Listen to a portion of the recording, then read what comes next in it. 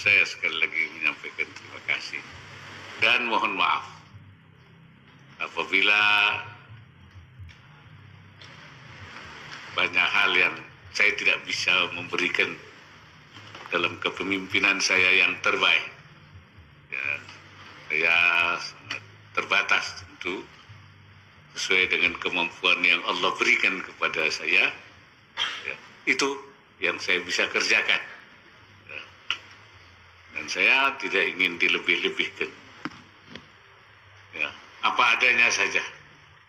Ya, saya tidak perlu harus dipoles-poles, tidak perlu. Ya, apa adanya saja. Kalau orang bilang itu bagaimana harus di personal branding, saya kira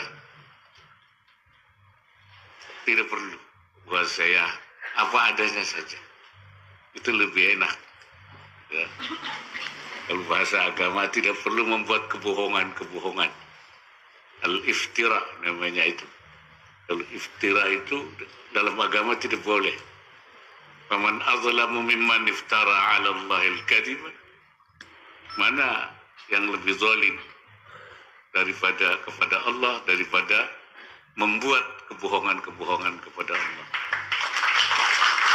Jadi itu artinya tidak ada yang lebih zalim daripada sesuatu yang membuat kebohongan di dalam kepada Allah. Jadi tidak perlu.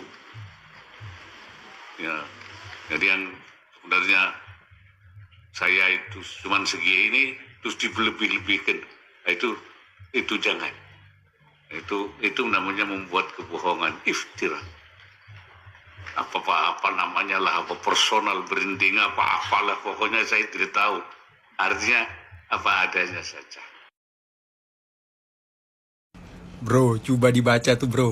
Ingat, Brigadir Hendra Kurniawan, mantan anak buah Ferdi Sambo, sudah bebas bersyarat sejak 2 Juli. Sejak 2 Juli dia sudah bebas bro. Sunyi banget ya. Diam-diam aja rupanya mereka bebas ya. Gila.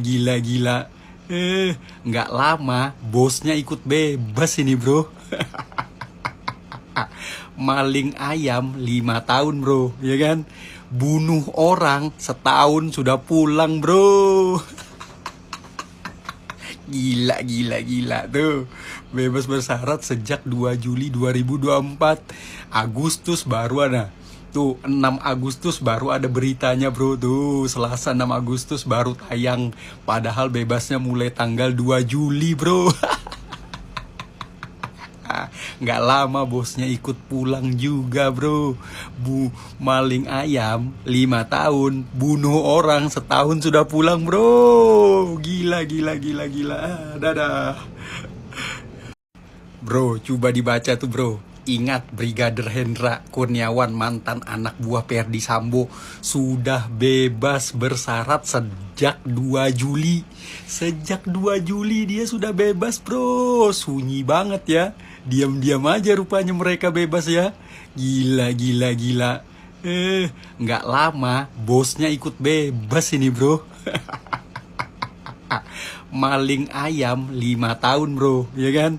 Bunuh orang setahun sudah pulang bro. Gila tuh. Bebas bersyarat sejak 2 Juli 2024. Agustus baru ada. Tuh 6 Agustus baru ada beritanya bro. Tuh Selasa 6 Agustus baru tayang. Padahal bebasnya mulai tanggal 2 Juli bro. Nggak lama bosnya ikut pulang juga bro. Maling ayam 5 tahun, bunuh orang setahun sudah pulang bro. Gila. Dadah. Kenapa hadis-hadis Ahlul Bait jarang ditemukan di dalam kutubus sittah? Karena pada 3 abad pertama, masa penyusunan hadis berlangsung di bawah tekanan kekuasaan Bani Umayyah, dan seterusnya. Ahlul Bait diburu, bahkan dibunuh, karena para penguasa takut umat Islam bersatu mendukung mereka dan menyaingi kekuasaan yang ada. Kisah tragis Sayyidina Husain di Karbala jadi bukti nyata. Beliau bahkan memohon, biarkan aku menyembah Allah dimanapun kalian mau. Namun pilihannya hanya 2, membaiat Yazid atau dibunuh. Akhirnya beliau wafat sebagai syahid di Karbala. Selama 750 tahun, Bukan hanya Ahlul Bait yang dikejar, tapi juga keturunannya dan para ulama pendukung mereka. Mereka dicegah hadir di sholat Jumat agar tidak diikuti umat. Rumah-rumah mereka diawasi, dan siapapun yang mengenal mereka itu bisa ditangkap, disiksa atau dibunuh. Jadi jangan heran kalau di zaman ini keturunan Rasulullah SAW seperti para habaib masih dibenci, bahkan menjadi sasaran kekerasan. Sejarah akan selalu berulang. Lihat saja kasus rencana pembunuhan IBHRS dan para pengawalnya yang dibunuh di KM 50. Ini cerminan dari kezaliman masa lalu yang terus berlanjut hingga sekarang. Belum lagi kasus nasab yang diviralkan oleh si Imat, tukang gitar, si Gembol, dan dibiarkan begitu saja oleh rezim dungu. Bukan berarti Ahlul Bait tidak memiliki hadis atau peran, tapi sejarah telah mengajarkan bahwa kebenaran mereka seringkali dibungkam dengan ketakutan dan kekerasan. Kenapa hadis-hadis Ahlul Bait jarang ditemukan di dalam kutubus sittah? Karena pada 3 abad pertama, masa penyusunan hadis berlangsung di bawah tekanan kekuasaan Bani Umayyah, dan seterusnya. Ahlul Bait diburu, bahkan dibunuh, karena para penguasa takut umat Islam bersatu mendukung mereka dan menyaingi kekuasaan yang ada. Kisah tragis Sayyidina Husain di Karbala jadi bukti nyata. Beliau bahkan memohon, biarkan aku menyembah Allah dimanapun kalian mau. Namun pilihannya hanya 2, membaiat Yazid atau dibunuh. Akhirnya beliau wafat sebagai syahid di Karbala. Selama 750 tahun, bukan hanya Ahlul Bait yang dikejar, tapi juga keturunannya dan para ulama pendukung mereka.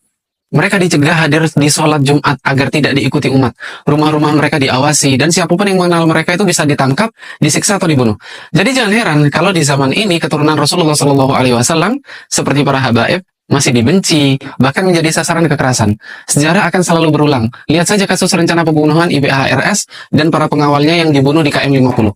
Ini cerminan dari kezaliman masa lalu yang terus berlanjut hingga sekarang. Belum lagi kasus nasab yang diviralkan oleh si Imat, tukang gitar, si Gembol, dan dibiarkan begitu saja oleh rezim dungu. Bukan berarti Ahlul Bait tidak memiliki hadis atau peran, tapi sejarah telah mengajarkan bahwa kebenaran mereka seringkali dibungkam dengan ketakutan dan kekerasan.